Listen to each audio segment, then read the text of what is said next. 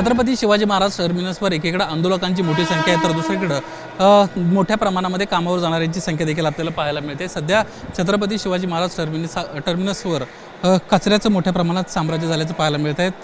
कचऱ्याचे जे डबे आहेत ते ओसंडून वाहत आहेत तर दुसरीकडे खाली देखील मोठ्या प्रमाणामध्ये कचरा साचलेला आहे।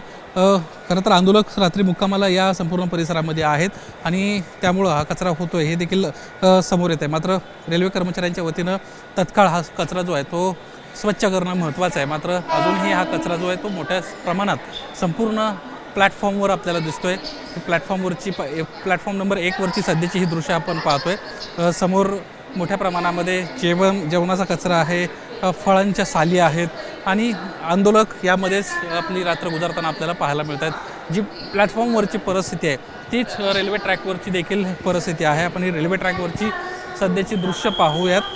ज्या काही पत्रावळ्या असतील किंवा ताट असतील हे संपूर्णपणे या प्लॅटफॉर्मवर टाकले गेलेले आहेत। खरं तर छत्रपती शिवाजी महाराज टर्मिनसचं एक वेगळं महत्त्व आहे।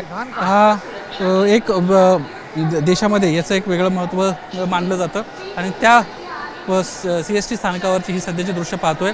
रेल्वे प्रशासनाच्या वतीनं तत्काळ जो हा कचरा आहे हा साफ होणं महत्त्वाचं आहे, कारण या ठिकाणी आंदोलक मोठ्या संख्येनं झोपत असतात, रात्र या ठिकाणी काढत असतात। यासोबतच दिवसभर या संपूर्ण परिसरामध्ये नागरिकांची देखील मोठ्या प्रमाणामध्ये वर्दळ असते। त्यामुळे तर रेल्वे प्रशासन या संदर्भात काय पावलं उचलते हे पाहणं महत्त्वाचं राहील। कॅमेरामन मनोज जयस्वालसह निलेश बुदावले, ABP माझा, मुंबई। ABP माझा, उघडा डोळे बघा नीट।